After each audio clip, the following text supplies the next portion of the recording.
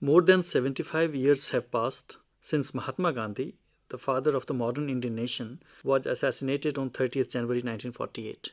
However, his legacy lives on due to a highly disciplined and principled life, as well as through his principles of truth and nonviolence. He remains an ardent advocate of peaceful resistance against any kind of injustice and oppression. He is a true apostle of peace and nonviolence. Hence, as a mark of respect and to honor this noble soul, his birth date, the 2nd of October, is commemorated internationally as a day of nonviolence. India observes a national holiday on his birthday and celebrates it as Gandhi Jayanti. As another mark of respect, an iconic figure of Gandhiji in his simplicity can be seen on the currency notes of India. He remains a national icon for the Indians. He has inspired a whole lot of generations in India as well as abroad. Several international leaders, such as Martin Luther King Jr., Nelson Mandela, Barack Obama, to name a few, have found inspiration from Gandhian thought. In India, there are several institutions that base their intellectual and research work on the Gandhian philosophy.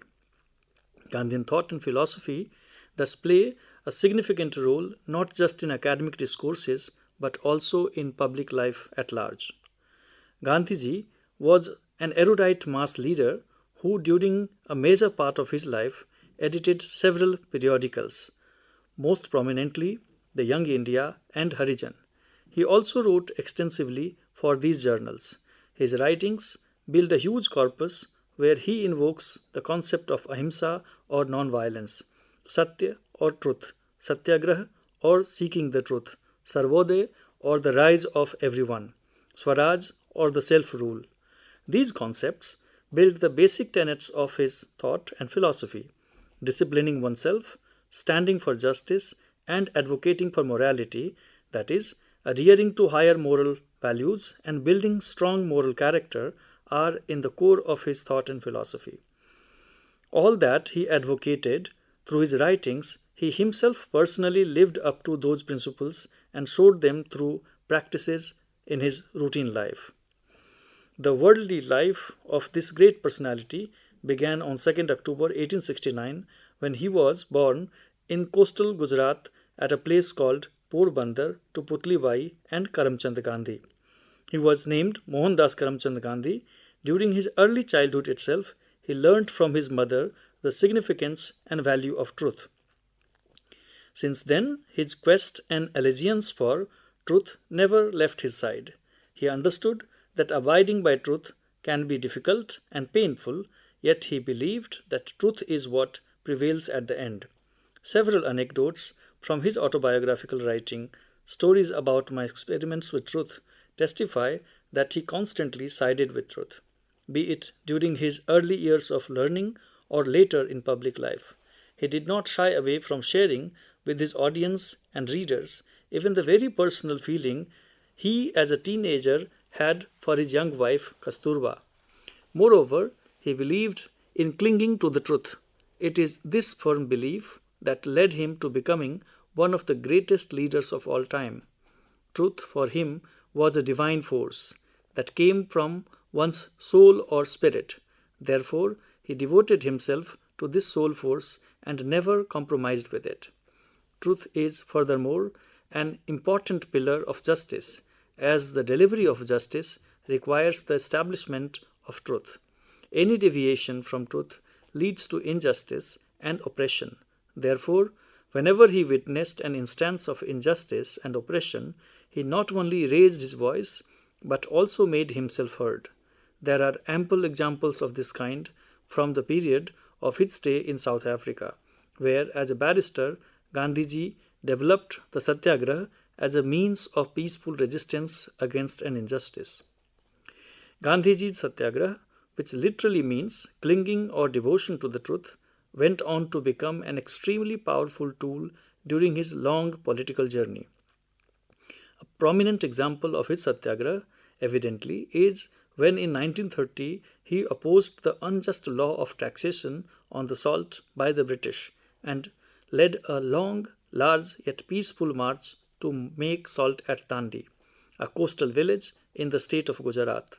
Gandhiji's Dandi March is an important milestone in India's freedom movement against the British rule. Gandhiji's approach to resist against the foreign rule was unique not just to the Britishers but also to most of the Indians. Howsoever unique, but his approach in the form of civil disobedience was quite effective. When he did not agree with something or found it to be unjust, he politely declined to obey that, be it an order or a rule.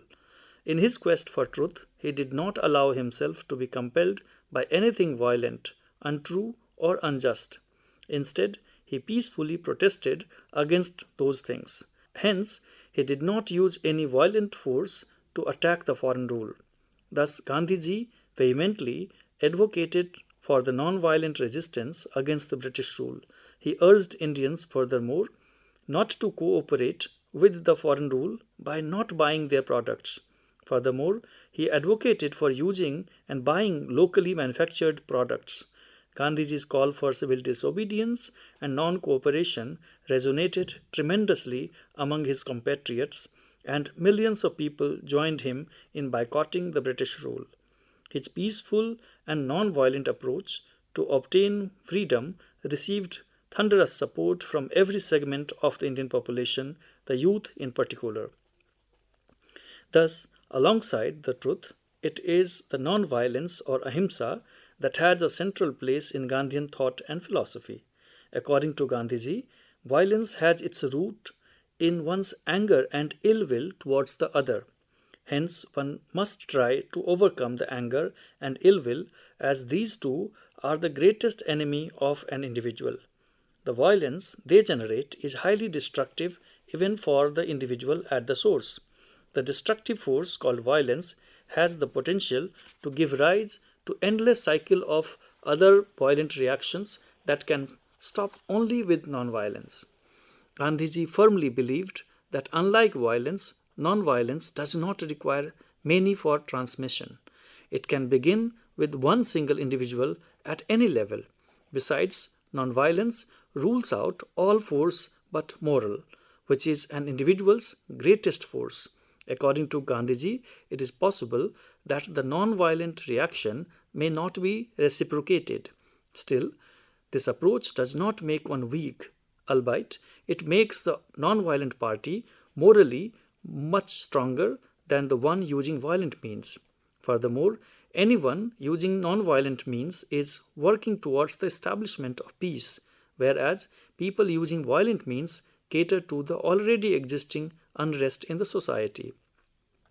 Violence was thus not at all acceptable to Gandhiji. To show this, there is a striking example from the Indian freedom movement. In an incident at a place called Chauri Chaura in 1922, a peacefully protesting mass had suddenly become violent and burnt the police station. This happened as part of the non-cooperation movement which was being carried out on Gandhiji's call. Therefore, he felt deeply anguished and thought that the Indian mass was not yet ready to attain freedom. Hence, he immediately withdrew his call even for peaceful protest. Thus, Gandhiji did not compromise with his principle of non-violence either. Gandhiji believed that non-violence can bring the whole world to our feet. With this belief, he led the Indian freedom movement from the forefront and fought a mighty empire. Long before India obtained freedom from the British rule, Gandhiji had called for self-rule. His prominent piece of writing in this regard is the Hind Swaraj, where Swaraj or the self-rule is not merely a political objective. For Gandhiji, Swaraj meant ruling oneself. That's why it had to start at the level of an individual. Self-rule means that an individual is able to keep their senses in control. Once that control is achieved, no external power can dominate the individual. In Gandhiji's opinion, India had not been conquered by the British. It is actually the Indians who had allowed the Britishers to rule over them. If Indians had attained self-rule, that is control over themselves and their own senses, and with that they had not allowed the British to settle in the country, the British had no chance to stay here for so long. Thus, the credit for British rule in India went, in Gandhiji's opinion, to the Indians themselves, which meant that Indians were also capable of sending the British away from their land. Gandhiji awakened this confidence among his compatriots through a simple yet exemplary life that he led. He could see that a section of the Indian society was blindly following the Western system of education, medication, transportation, etc., whereby it was increasingly becoming dependent on the foreign rule. On the other hand, a major part of the population lived the life of poverty, deprivation, and discrimination. Therefore, he called for the upliftment of the downtrodden and worked towards their social and economic liberation. In this context, yet another concept of Gandhiji is highly relevant. Alongside Satyagraha and Swaraj, he was also an advocate of Sarvodaya, which literally means the rise of everyone. Gandhiji was deeply concerned about the poor and the outcast. He urged the rich people of this country to become the trustee of the wealth which could be utilized for the welfare of the society. He tried his best to address the question of social justice, not just the upliftment of the downtrodden, but also religious harmony was a subject of his sincere concern. He did not want to see people getting divided on religious lines. He called for the unity of everyone. It is indeed very unfortunate that he had to witness communal tension among some of the Indian groups. Gandhiji was a deeply religious person, but he did not see the people belonging to other religions as his enemy.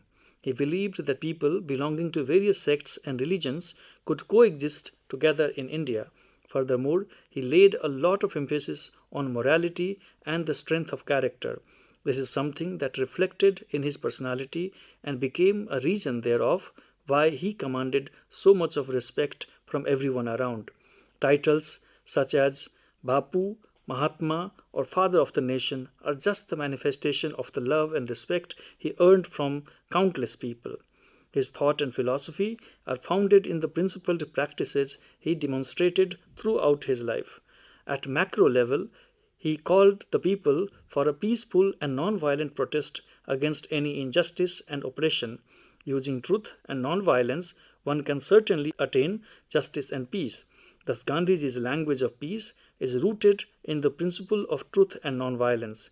His message is a lesson of soul force, and it remains relevant even in today's context when the world is full of violent demonstrations. Gandhiji, therefore, urges us to attain Swaraj and practice Satyagraha for the sake of freedom, justice, and peace.